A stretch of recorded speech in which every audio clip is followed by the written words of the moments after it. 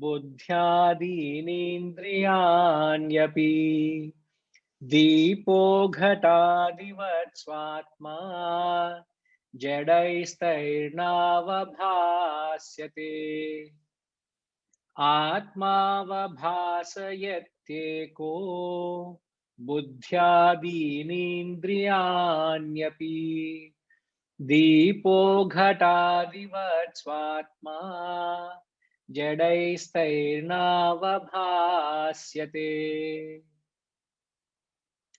Atman alone illumines the intellect, the senses, etc. As light illumines pot, etc. Once Atman is not illumined by the inert, Jadaihi. Jadaihi means the inert, the insentient matter. Atman alone illumines the intellect, the sense organs, the mind, etc. The Atman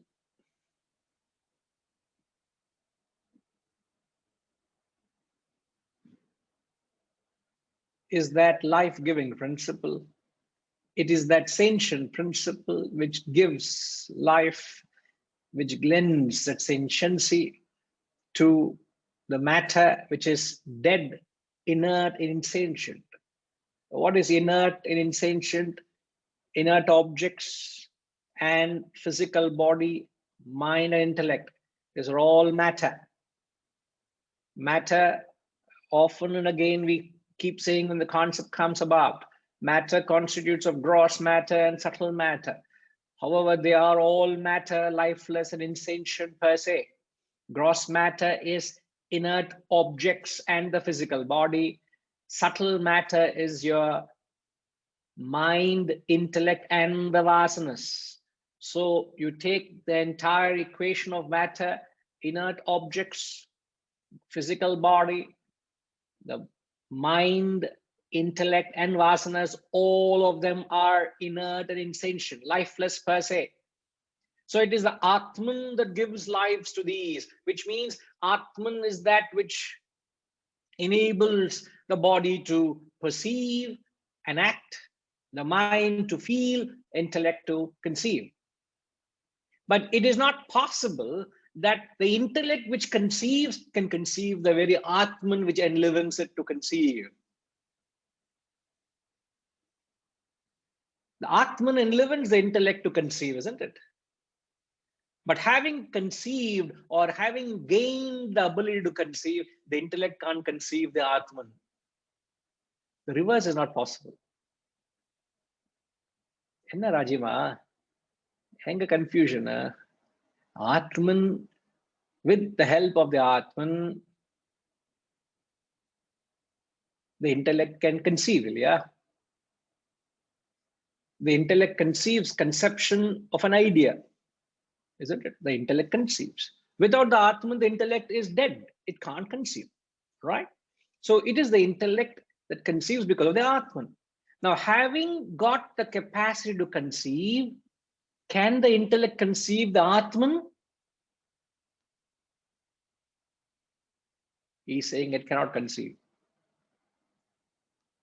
Still bouncer, the expression still a bouncer. Come on, where is the confusion? Rajima, Solungo. Then what can conceive the Atman, Guruji, if the intellect cannot? That is what the verse is saying.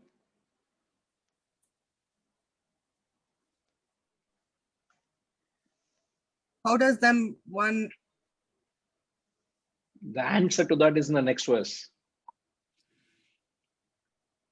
Yes, the next verse spells it out, but it's a pertinent concern. But all we understand with certainty, we understand that the equipments are limited. How can inert matter conceive the transcendental reality, the absolute reality. So the finite cannot conceive the infinite. The finite cannot, doesn't have the capacity to capture the infinite. You can say that. You can also say the gross cannot capture the subtle. You're not wrong to say that. And also you're not wrong to say that the intellect cannot conceive the Atman, the mind cannot feel the Atman, the organs cannot perceive the Atman. Why cannot the Atman be conceived, perceived, or felt? Fundamental question. God cannot be perceived, God cannot be felt, God cannot be perceived. It is impossible to conceive, feel, perceive. That is what he's saying. Atman is not illumined by these inert objects. Means they don't have the capacity to illumine the Atman. It is only one way. That's not possible the other way. But why is it that way? You need to know the reason. You need to know the right reason. Why is it that? Atman enables us to comprehend, conceive, etc. But why can't it be other way around? What do you gather? What do you conclude by that argument? I already said the finite cannot capture the infinite. Inert cannot conceive the transcendental. The gross cannot capture the subtle. They're all arguments. Now, one more conclusion, a very pertinent conclusion you gather with that statement he makes. What do you gather?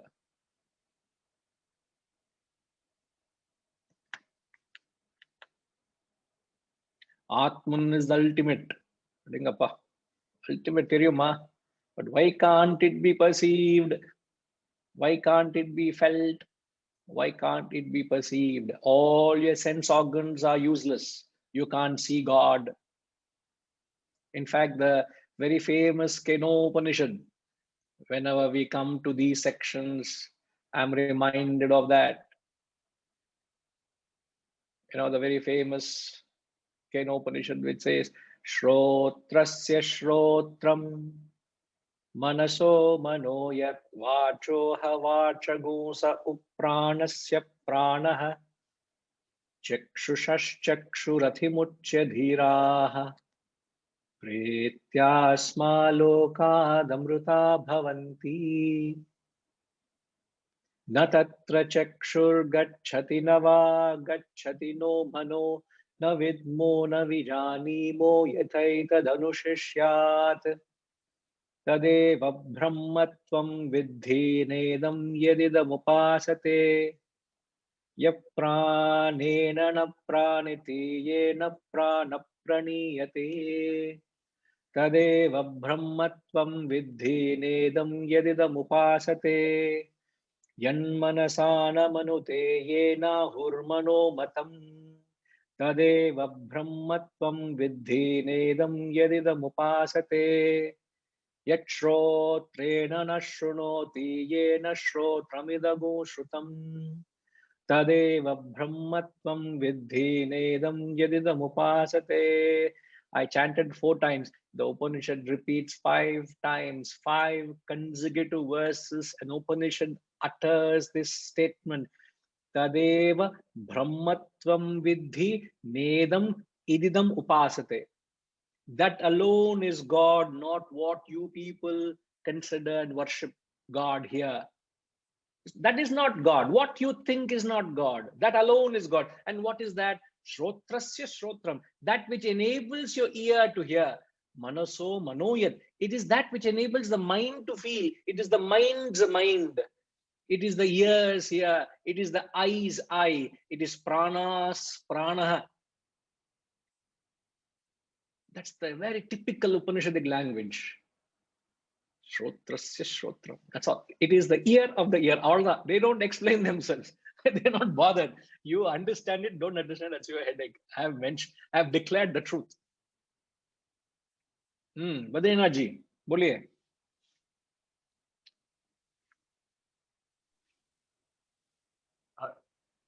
Whenever we need to perceive anything with our sense organs or even with our mind and intellect, we need attributes. Without attributes, we can't perceive anything. So if you perceive a tiger, for instance, it has attributes of shape, color, form, and that's how you perceive it. If you perceive something more abstract, like a painting, for instance, like that also has color, shape, form. Okay, you might not make sense out of modern art, but you can certainly perceive it. Okay. No, you make your own sense out of it. Attributes. If it has no gunas with no attributes, then how can our mind and intellect and sense organs, which are designed to perceive through attributes, how can it perceive that without any attributes? So that, I think, is the reason why we cannot ever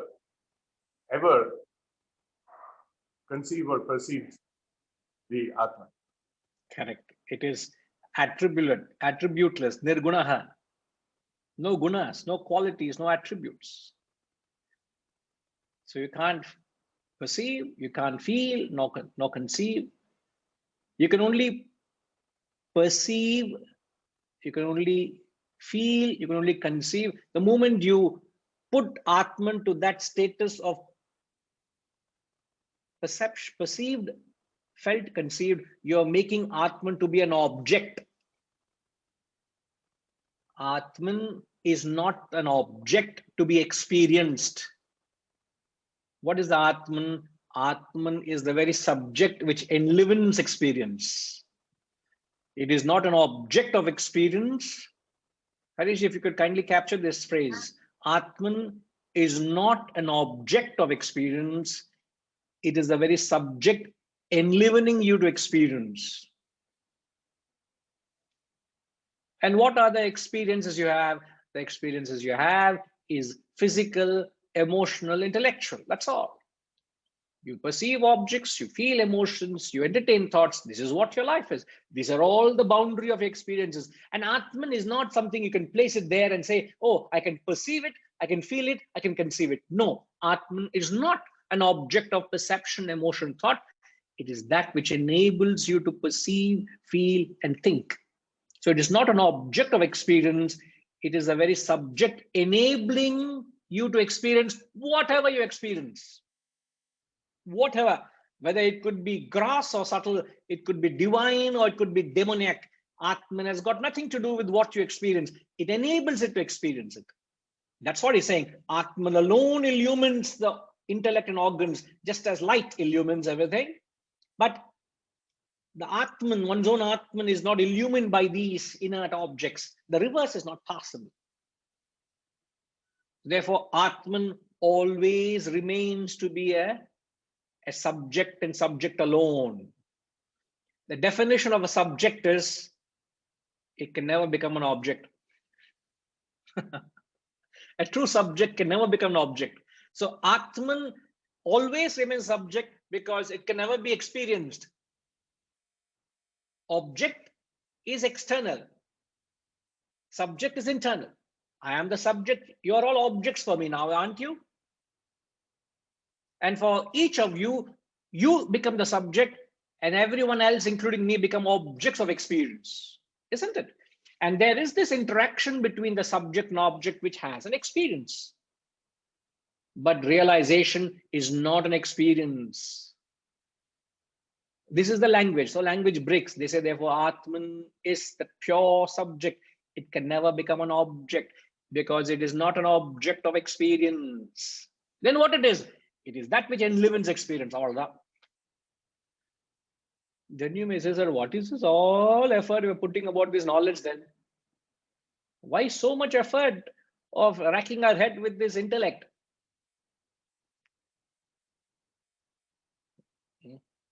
We will get to that in the next verse. But as far as this is concerned, have you got the concept? Have you grappled that idea? You got to give up your idea that you can't capture it with the intellect. So the best of intellects in this classroom, or that has ever come around in this world, have failed to capture, because it's not an object of thought. You can't capture Atman in a bundle of concepts. Even the greatest Upanishadic declarations have at best attempted to convey that spirit of what that experience is, but they have not captured it. Like I just chanted the Upanishad. It is mesmerizing to know what they're conveying, but yet they have not given you the experience of Brahman. Have they given you? They've given you an idea what that is. That's about all. So when you say you have seen God, what have you seen?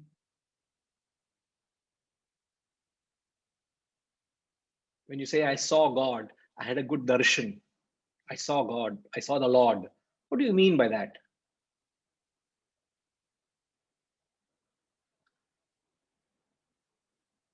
You go to the altar, you pray, you go for a darshan, you see the Lord.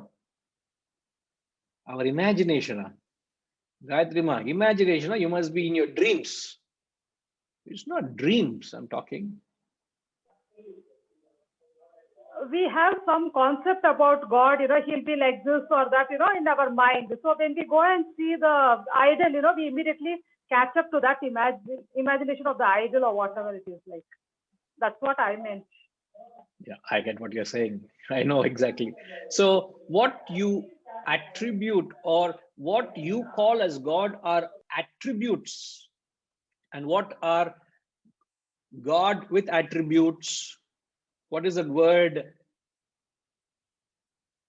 God with attributes.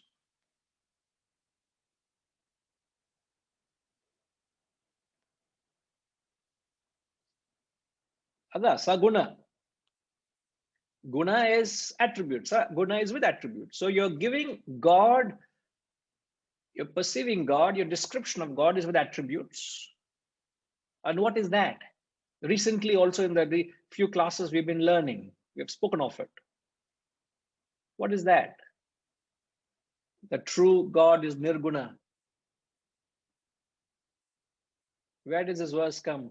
Nirguno nishkriyo nityo nirvikalpo niranjanaha nirvikaro nirakaro nityamuktosmi nirmalaha. I think the 34th verse has come. Not wrong. Yes, 34th verse. So a few verses from now, he's going to talk about it. But that is the real self. That's a God. But what you and I experience of God, what is it? What is that word? RPG. What is that one word? So speak no more than a word. That's what I'm looking from you.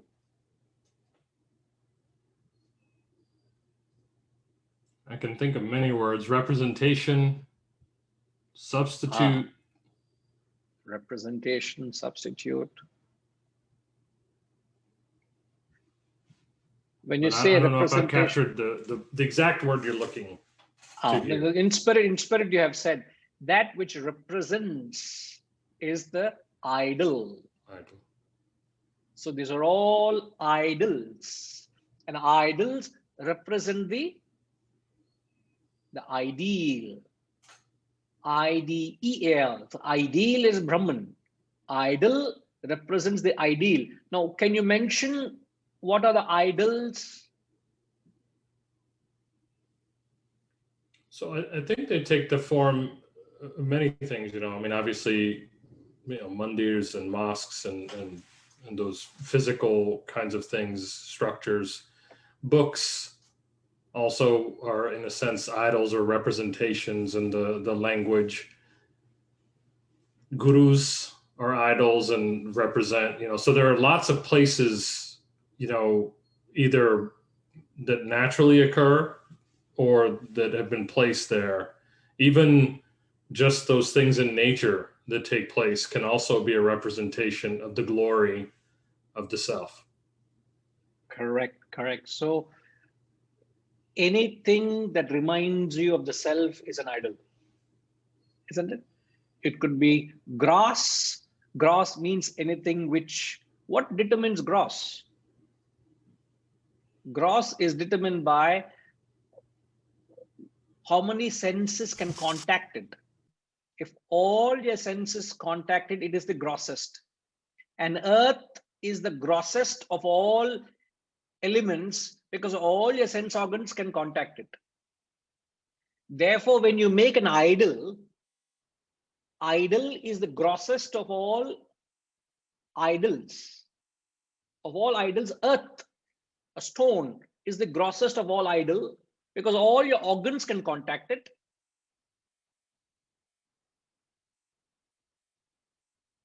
Which represents the ideal.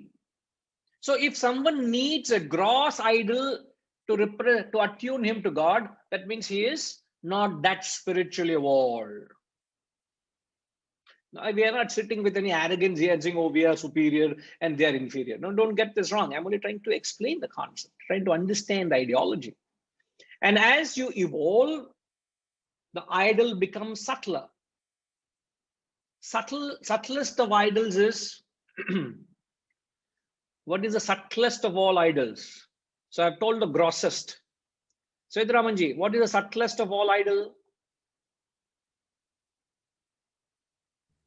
Guruji, Brahman. Sir, what is Brahman here?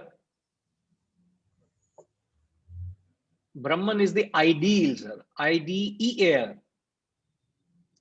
The question I'm asking is, what is the subtlest of all idols which represent the ideal? The ideal is Brahman. You're with me? Yeah. Don't get lost in the words. Idol represents the ideal. Idol can be gross or subtle. The question is, what is the subtlest of all idols which is used as a means to attune to Brahman?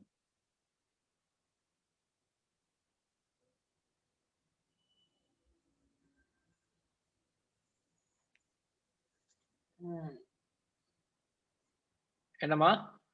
The study of the The Shastras, you mean? The Jnanam, the knowledge which we are holding on to, Yes, or we are studying?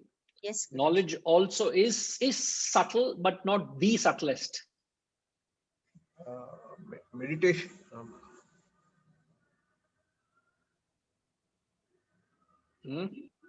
Meditation.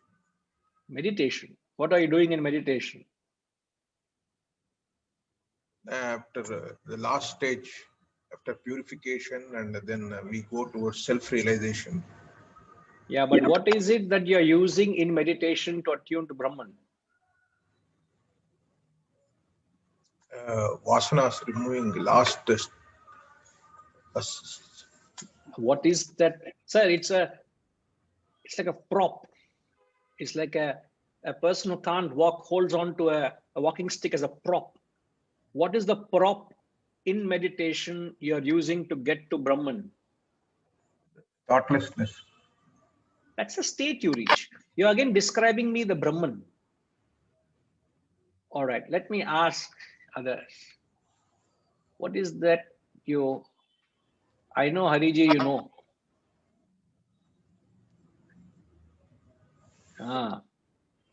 At least you people are observing, you will get the answer.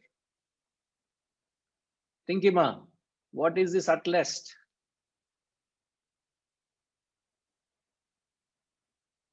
Prana.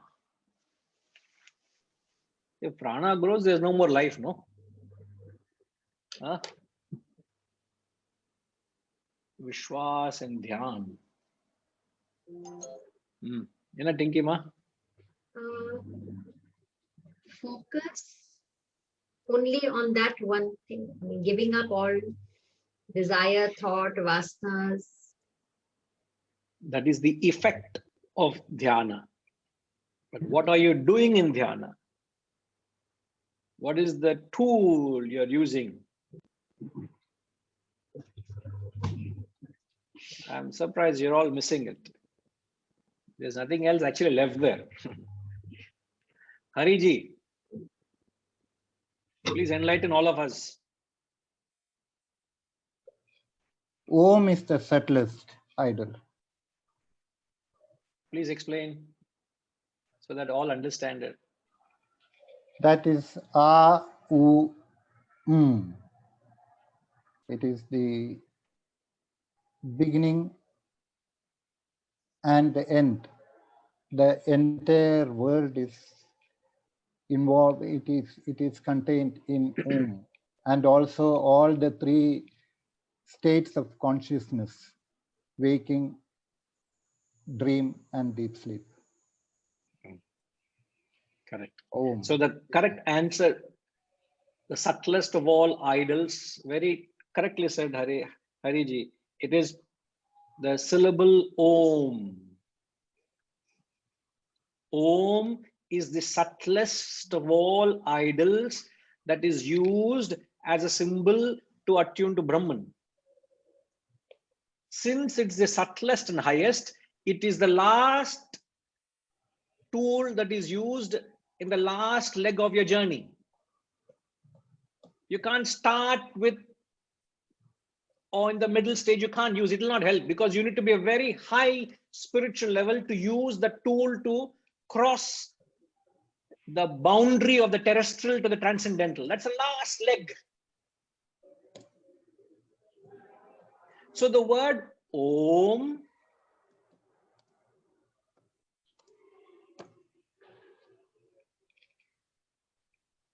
is sound, isn't it? I said the grossest of all elements is earth. Earth is the grossest because all your organs can contact it. Sound, only one organ can contact it. It is the subtlest of all. Sound travels in space. So space and sound are interconnected. So of all elements, space is the subtlest, earth is the grossest. Sound travels in space, and of all sounds, Om is the subtlest of all sounds. I repeat, of all elements, space, air, fire, water, earth, earth is the grossest, space is the subtlest. Sound travels through space, and of all sounds, Om is the subtlest of all sounds. You make variety of noises, a variety of sounds, not noise, various sounds you produce. Of that sound, Om is the sound of nature, they say.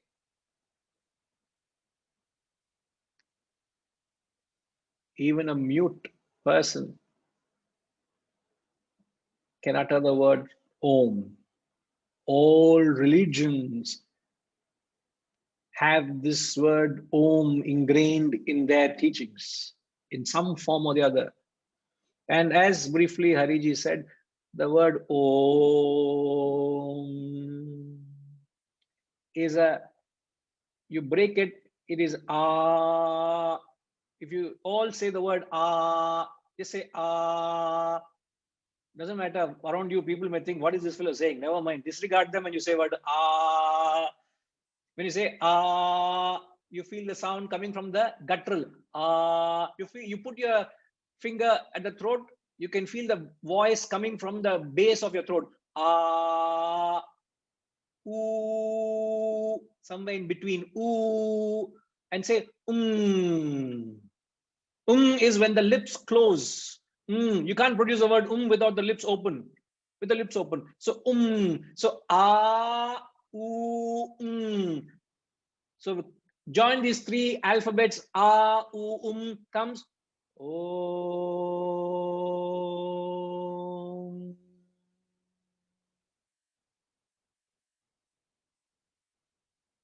So Ah, ooh, there is no sound before Ah, means the guttural, beyond guttural, there's no sound. Beyond when the lips are closed, beyond that, there's no more sound. It is describing the entire range of all your sounds, all your experiences, which denotes the waking, dream, deep sleep. It is that universal sound which represents life. which sustains life, which is the true symbol of God. Therefore, Om is considered as the subtlest and the highest symbol reminding you of the self. And that is the last symbol that is used in meditation. And the beauty of that is when you chant the mantra Om, you don't think of anything else. There is no association of any other thought. When I say Om, what do you think of? Can you think of anything? Just keep chanting the mantra Om. Can you think of anything?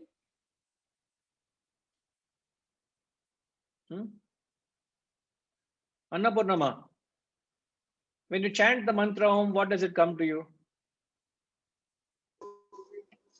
Namaste, Guruji. Only maybe the symbol of Om. That's all. Only in Because you the associate. sound reverberates. Correct. There's only that sound. There's nothing else that comes to your mind. Perhaps just that banner which you have associated to that symbol, isn't it? But Yes. other than that, there is no association. But when you chant Om Namah Shivaya, Om Ganapataye Namaha, In the or you can respective chant gods. any other symbol you use to meditate, even if you use the name of your guru or any factor you use, what are you introducing? Their figures. You're introducing thoughts and ideas into your mind. And the objective of meditation is to empty your mind of everything. Just empty it. So there is no other association of thoughts while you're meditating. We don't want to lose our track. Atman remains to be the subject. It can never be the object of experience because the equipments are finite. They cannot capture the infinite. It's a transcendental. The terrestrial inert matter cannot conceive it. Isn't it? It is the pure subject, the Atman, unconditioned.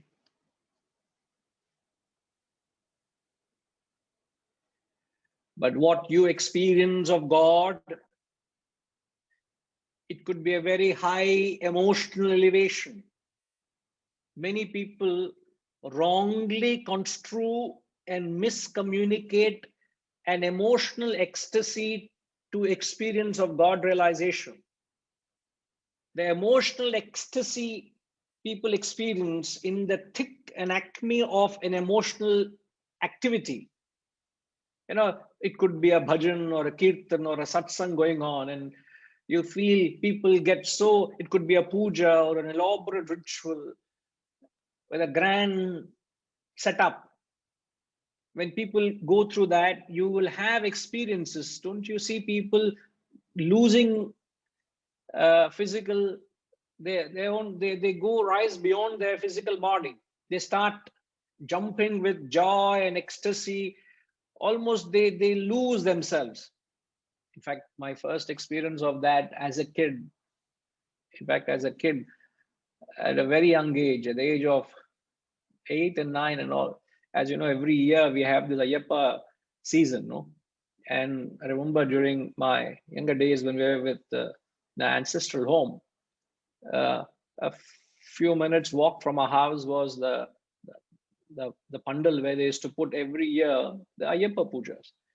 And I used to get so mesmerized by it. Every evening, if they don't know where I am, they'll send someone to find this fellow will be sitting there. So I used to actually go and sit in the Ayyappa puja all by myself. I'll go, my friends are playing, but I'll go and sit there. And literally, I was so touched by the whole atmosphere. And the most impactful of my initial memories of those experiences was when they do the arati, you know. At the end, all the lights are switched off and the 18 steps, they have this camphor put in the center of the ladder, and every step is being lit, and there's a the arati is chanted, and my God, I used to be literally in tears rolling my eyes. I used to literally cry and cry and cry. So touched, so touched. It's amazing. At the age of 8 and 9, I think at a very, very young age, I was drawn to it. On the first exposure to this knowledge, first lecture I took to it, that changed the whole course of my life.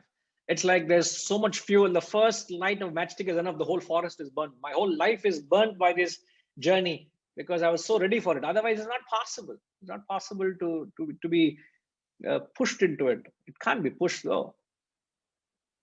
So, and I have referred to that is, and I've seen people during the pujas, they get completely lost. Almost they get into fits.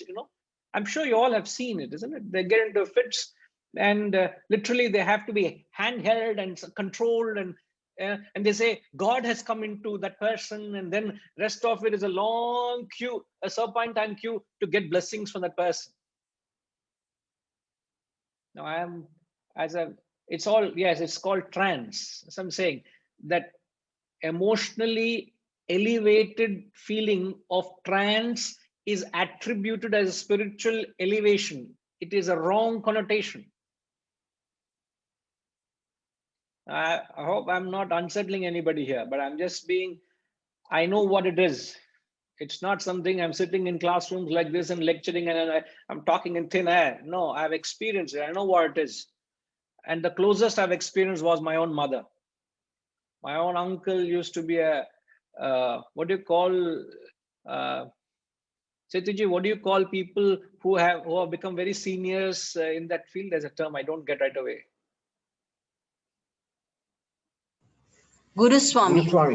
Guru Swami, correct. He was a Guru Swami, and he used to lead groups over the years. Sadly, he's no more. My own uncle. And so he used to have every year pujas in his home. And so we invited, and then I saw my mother losing herself, and I couldn't make sense of it. And this still all before I got into this knowledge. And once I got into the knowledge, I had answers for all of this. But before that, I couldn't connect a few things. There was a great discrepancy. There's a great contradiction.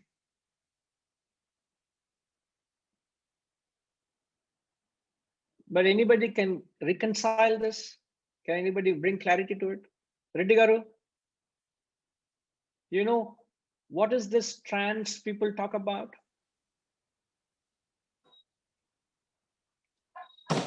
Yes, I could able to connect Guruji, and I also come across some of these incidents where you rightly described it. The people think that the God has been invited to that particular person or lady. Correct. Even in Telangana, you Mahankali Jatara.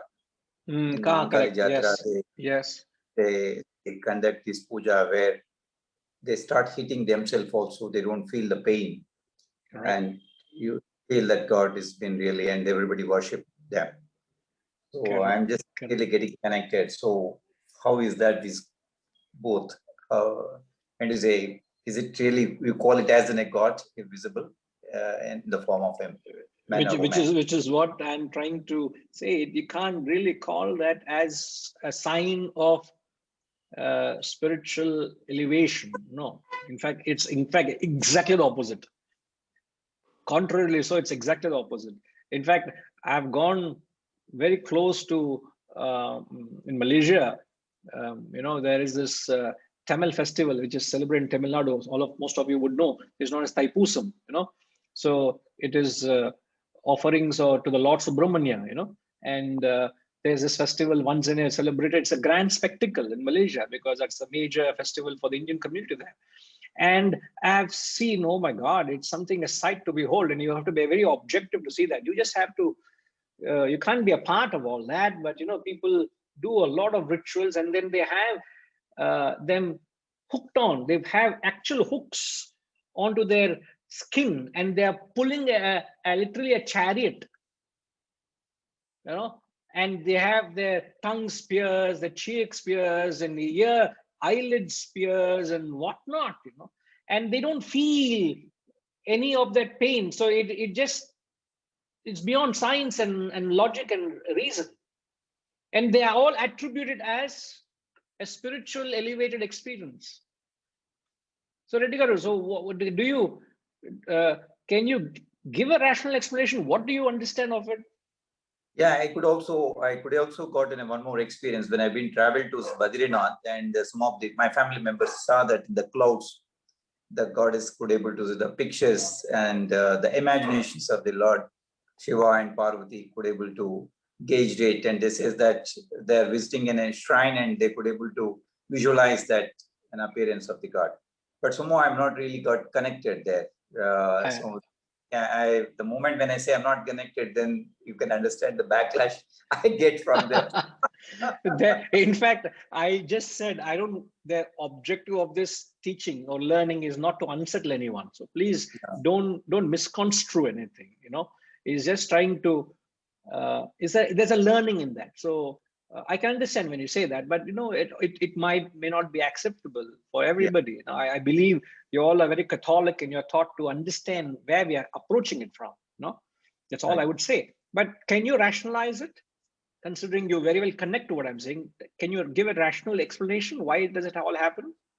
It's basically we have been illusioned with the circumstances, the background, the environment where we have been grown and led our life. We are in the same frame. So what's been happening, and we immediately connect that it's one of the reality, but it's not the reality. So somewhere we need to really come to the presence of our mind. Why it's so happening? If so, then, and I'm sure everybody can get into that situation. It's not such a big challenging subject. It is not. It's not something of a great something great to talk about, actually, isn't it? Yeah, we could see the Maharshis, Brahmarshis, Raja Yogis. Their lifetimes they spend time to really get into that connect. So it cannot be somewhere we need to. I feel it's not that easy job. I mean to say. Correct. No, you're right. Very true. In fact, some of them have been commenting hallucination. Shivaji rightly saying it's experienced in all religions. You find people do that in Islam, Christianity, in all religions. Samyama is saying it's a mental weakness. It is actually a weakness. Harishji has beautifully put in. Harishji, but you're incognito. What he's saying, the difference is between being possessed and being empty. We need to rise to your level. So can you come down to our level? It is easier for you to come down than we stepping up, Ilya.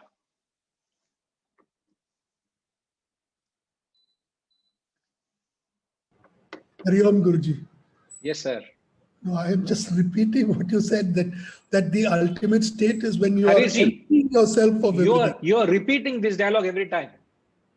You're repeating the dialogue that I'm repeating. I don't like that. So, Guruji, I should not repeat, or I should not? You should not repeat the statement that I'm just repeating. Okay. Just say what has to be said. So, everybody agree, no? See, everybody are smiling. They all know that. So I'm getting annoyed by the fact that you're saying the word repeating, not that you're repeating. Never mind. Whatever it is, please repeat, sir. Because you said that, that the final stage is when you have rid yourself of all vasanas, everything. There is nothing left. You're empty.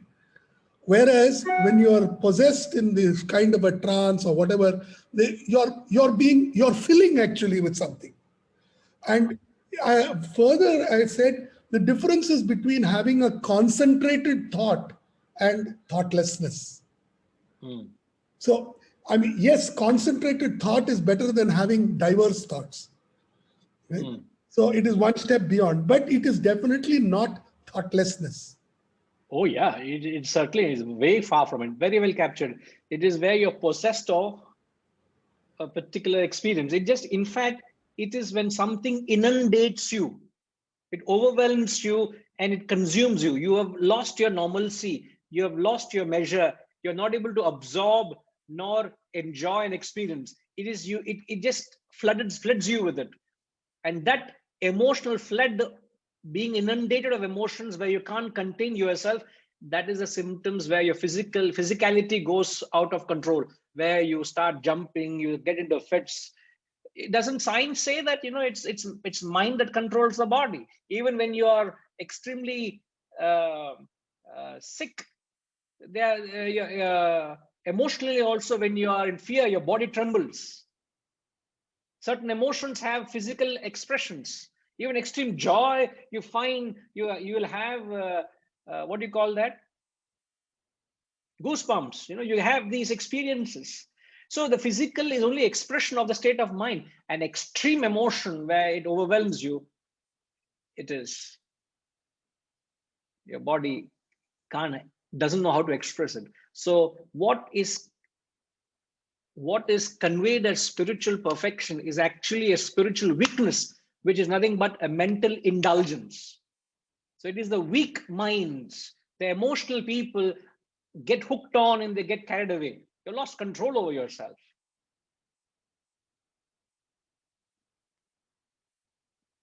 And the extreme thing is they start jumping and dancing and they do Tandava, So, but don't literally say, I am reached the state of Lord Shiva. Lord Shiva doing Tandava is a different symbolic representation. So you say, I am also in the clouds. I am also gone to Kailash and I am also in the state of Lord Shiva. Only thing is, Parvati is not the same level. I am at that level. You will have reasons to argue thereafter. So it is not for us to, I'm not sitting in judgment. I'm trying to only throw light into what it is. So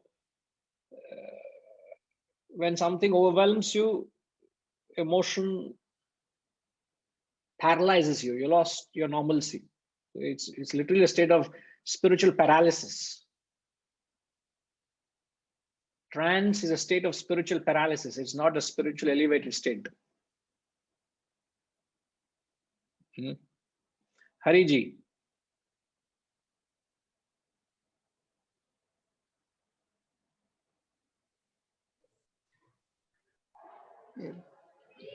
We can also perhaps explain that many people feel that they are sinners, and as a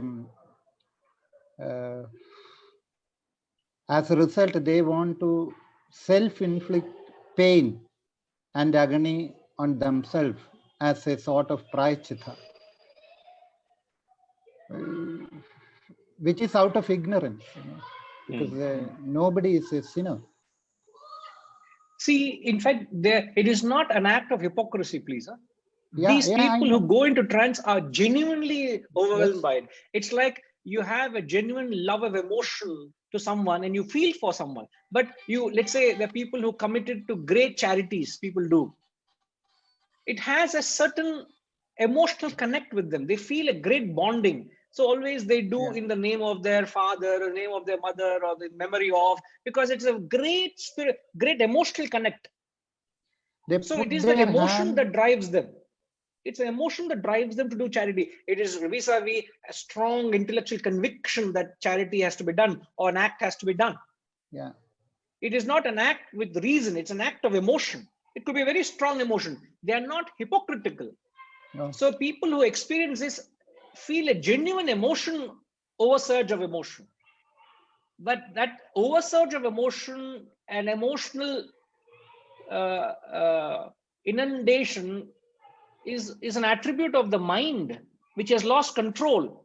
It is not what so it's not necessarily, I don't know whether you can actually connect it, because you said passingly, or you said that a person could be a sinner or committed sin and this is a prayashchitam. It's not that that they walk over the fire. They dip their hand inside the boiling oil.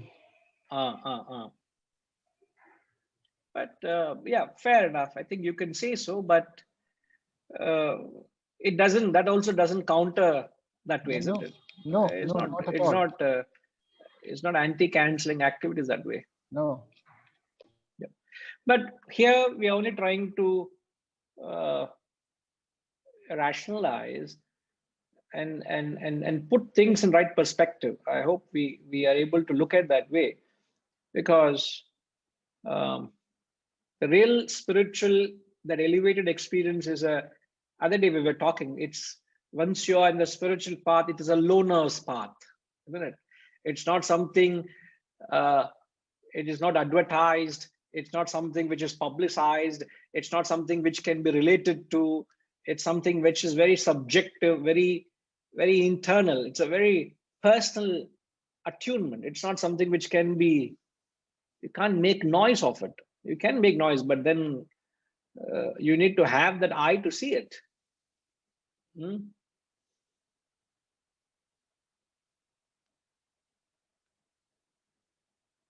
So we got into all of this is saying because of idols. People are, and when we say idols, the purpose of an idol is only to take you to an ideal. The purpose of an idol is not for you to get stuck to it. And when I say that, everybody are stuck to an idol, some form of an idol.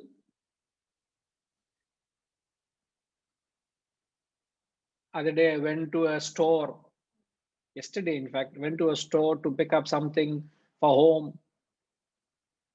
And I saw pictures of a spiritual master, which I would not mention of at all, because I don't have anything against. And that person said, I am doing this business because my guru came in my dream and told me do this. And I'm doing this. And I'm doing the business in the name of him. And he's there everywhere. Stuck to the guru. Attached to it. No, that doesn't mean you should not have a guru, or you should not heed a guru, or you should not surrender to a guru. But what is all this stories of guru has come into my mind in my dream and tell me, you will, when guru is talking to you, will not listen. In the dream, he'll come and tell you, you listen. I can't understand this. All emotional things, I don't understand. It's all, again, I'm not trying to unsettle. I just absorb whatever that was said, and I said, very good. I have great respect for your work, and I'm not trying to backstab them. I'm just trying to tell what the truth is, because truth can only be spoken to those who lend the ears. And how many of you are able to relate to it and accept it and see the rationality in it? And I'm nothing against it, please. So idols are only meant as a stepping stone. Any idol, an idol loses its purpose and significance if you have got stuck to it. Any idol. When I say idol, idol means gross and subtle, including this knowledge. Everything is a stepping stone to get to the higher level. Idol is only meant to take you to the ideal. Ideal is the goal of realization. It's a tool, it's a gadget, it's an instrument. Like I have an instrument in front of me to be able to connect this to you all. So the tool of this computer or this technology I have is a tool to connect the message. If it doesn't help me to reach out to you all, what is the purpose of this tool? It's an idol, isn't it? It has a place, but I can't be sitting and worshipping it. Oh, it's an idol, it's a tool, it is everything, it's me. Oh, so nice, so dear, glorified, put rose syrup on it and then break coconut on it and worship it, garland it and hug on to it and sit with it. Yeah, this is just a tool, it's just a means, it's just an avenue. So you need to have these symbols and idols, essential. You need to have these symbols and tools and idols, because ideal, as we said, is attributeless, nirgunaha. So you can't conceive nirgunaha. So they've given gunas, attributes, so that you can get to that attributeless state. But how do you get to the attributeless state? By making good use of these tools. We often give an example. It's like you're on a highway, and as you're going on a very picturesque scenic drive in the mountains, and as you see ahead of you lies a huge mountain, and the highway is just leading right into the mountain. And as you come closer to it, you realize there's a beautiful tunnel. Now, what is the objective of getting into the tunnel?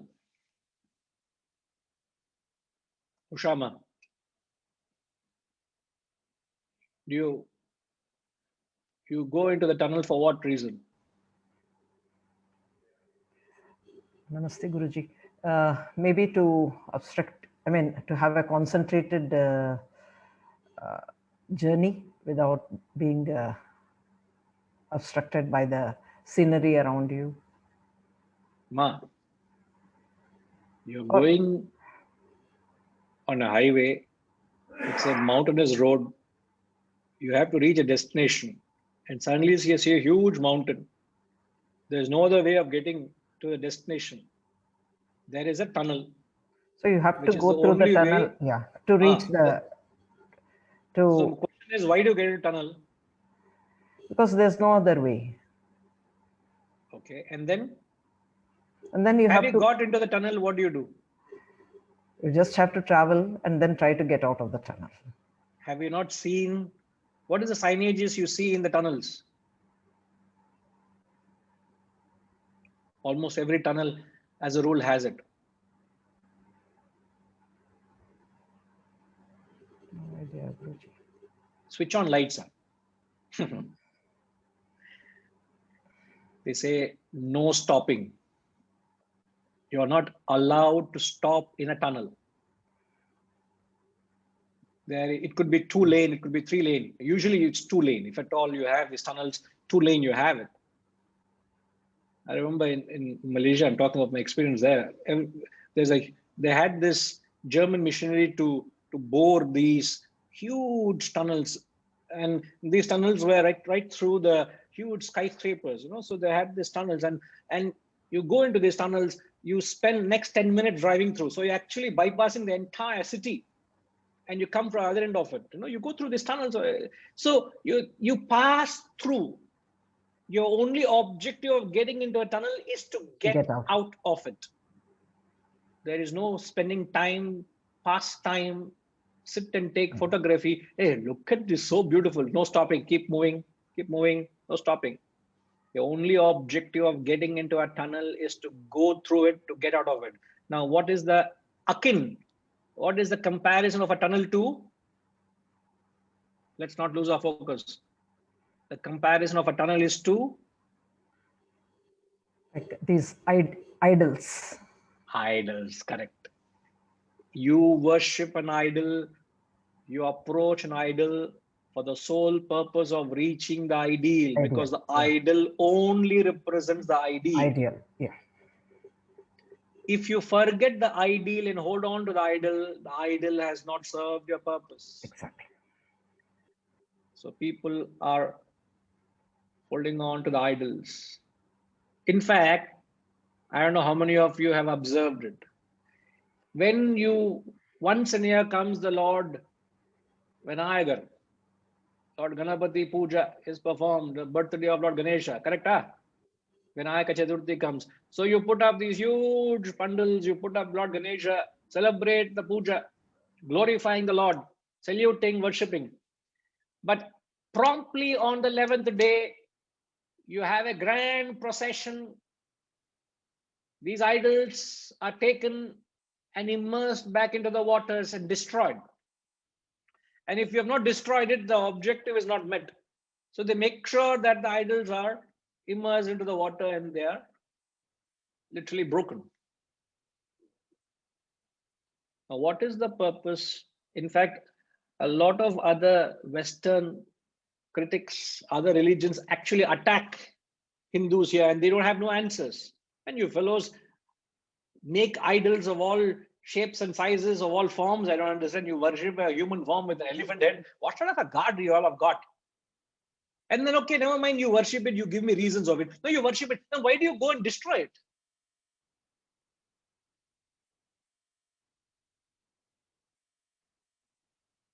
Padmanima, why do you worship it and then why do you destroy? Worship it, I don't want an answer. My question is, why have you destroyed the idol by immersing in the waters? Why? Because that is not needed. That is only for worship. We are having the idol. Worshipping, you have a form. Finally, you don't require a form. So you just throw it into the water.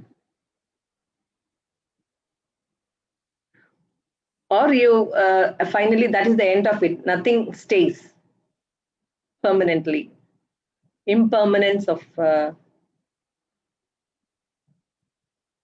tangible things, material things, to remind you of that. I do not know. This is only my guess. Honestly, I don't know. This is only my guess. No, my silence has told you to make the last statement. No, you're right. You're not wrong at all. Let me hear from others. You're not wrong at all. What is the reason you immerse the idol? Arbiji.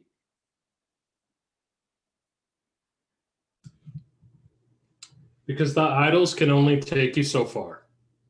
So even that has to be given up, those idols. They are, again, just elements, objects of this world, and not the focus, which is the subject. And so we cannot get caught up in those idols, and so we have to let them go as well. It's good to get us to a point, again, a means to an end, but that's not the end. And so we destroy those idols, again, with the thought of the higher.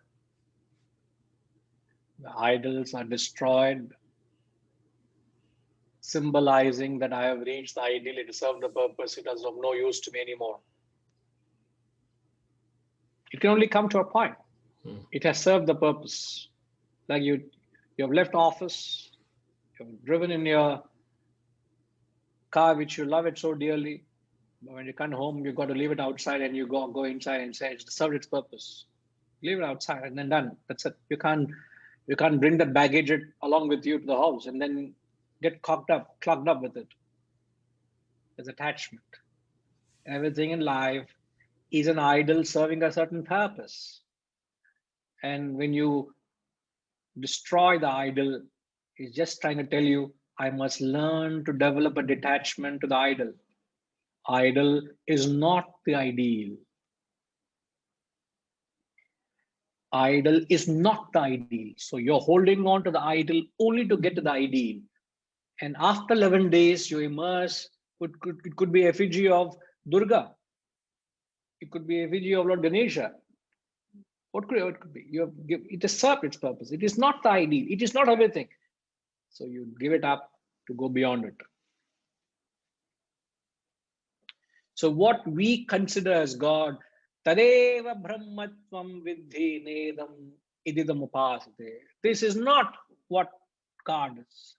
This is the highest declarations of the Shastra. They say this is not God. What is God? That which enables you to see, not what you see. That which enables you to hear what you hear, not what you hear. Is that which enables you to feel, not what you feel. That which enables you to conceive what you conceive, not what you conceive. You may say, oh, what a beautiful class, sir. You explained so crystal clear. Now I got the concept of God. That is not God. That which enables you to understand what I said is God, not what you understood. Because God can't be understood. We have said that already. We have established that. It is not an object of conception. It's that which enables you to conceive whatever you conceive. Even if you have not conceived, that is God. So nothing I understood today's class. Even that also is Brahman. It's that which enlivens, not what can be enlivened. It is not an object. It is a very subject. So profound. I tell you, it's so profound. And I would not take any word out of the whole content which came your way, because it's all very, very delicately weighed and presented. Very carefully measured, each word, the concepts are so beautiful. It takes a lot of time to even rationalize and make sense, and then start capitalizing on it, and then start absorbing it. And then My God, it's a fascinating, and then to make it an experience of your own, it's a journey. And that's why I said 30 years of sweat and toil. I've not got it, Tatpiji, you got it. I'm still visualizing it. It's no more there, but I can still visualize it. So remember, take a note of this verse. We'll almost come to the end of it. I wouldn't want to take up anything in the last few minutes. What we'll do, we'll just chant this verse, and then we'll just chant this verse once again so that you get the feel of what the verse has said. Atmavabhasayateko buddhyadinindriyanyapi Deepo ghadadivat swatma jadaisthairnaiva bhasyate. Okay, once more. Atmavabhasayatyeko buddhyadinindriyanyapi Deepo ghadadivat swatma jadaisthairnaiva bhasyate.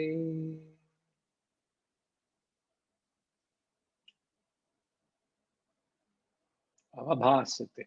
Na avabhasate. It's not illumined.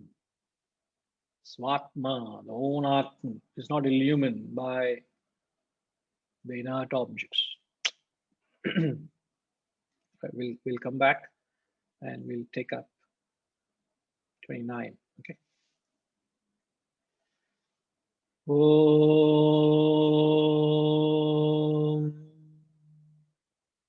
Purnamada Purnamidam Purna Purnamudachyate Purnasya Purnamadaya Purnamevavashishyate. Om Shanti Shanti Shanti. Hari Om. Shri Gurubhyo Namaha. Hari Om.